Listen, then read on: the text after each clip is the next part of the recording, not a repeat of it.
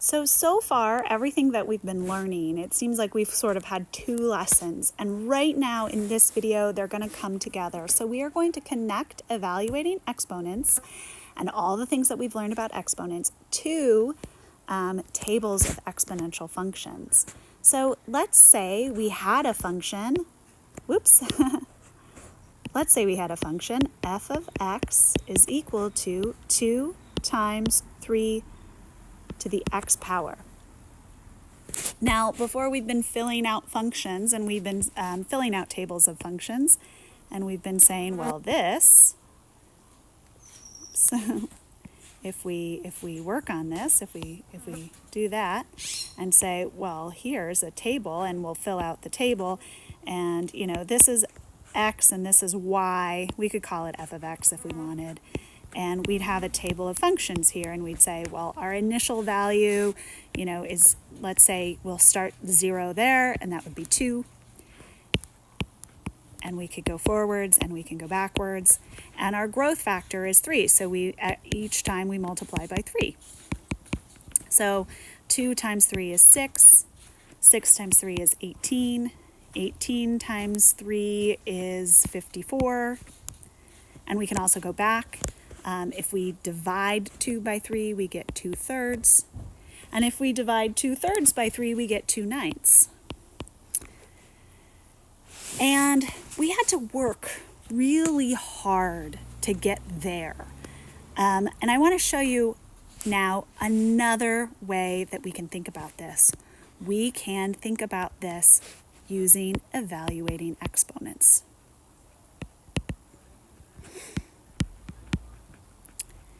So let's say I want to plug in a number. Let's say I am going to plug in 1 for x,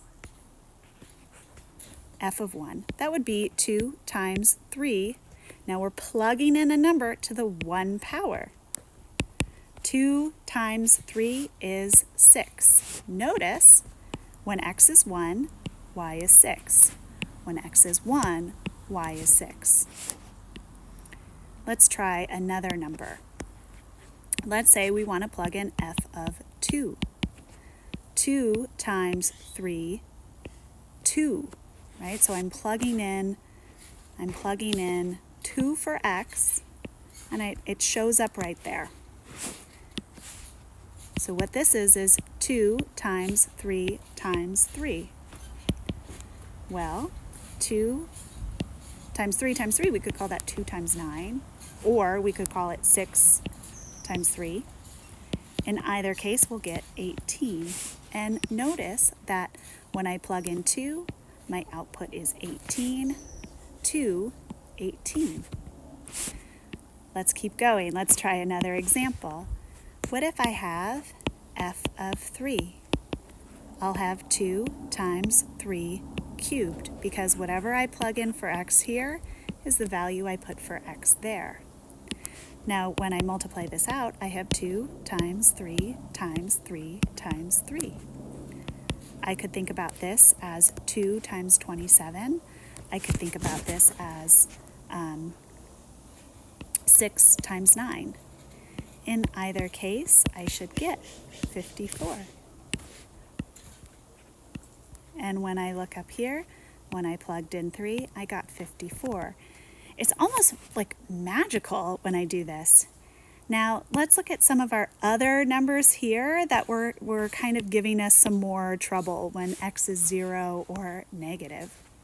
Let's try f of 0. F of 0, if I plug in 0, I'm going to be doing 2 times 3 to the 0 power. 0, any number to the 0 power is 1, so I'll have 2 times 1, or just 2. Notice, when I plug in 0, I get 2. When I plug in 0, I get 2, or our initial amount. Now, we're going to keep going with these negative exponents because I know these negative exponents are troubling us. So let's try f of negative 1. We're still using our function 2 times 3 to the x, but since I'm plugging in negative 1, I'm going to do 2 times 3 to the negative 1. So we'll get 2 times 3 to the negative 1, any number to a negative exponent is the same as 1 over that number to the positive exponent, also known as 2 times 1/3, also known as 2 over 3, 2/3. So when I plug in negative 1, my output is 2/3. Negative 1 and 2/3. Are you starting to see the connection here? Why negative exponents represent a small quantity, not necessarily a negative number. Okay, one last one that we're going to do. Let's try negative 2, f of negative 2. If we plug negative 2 in for x, we get 2 times 3 to the negative 2. 2 times 1 over 3 squared.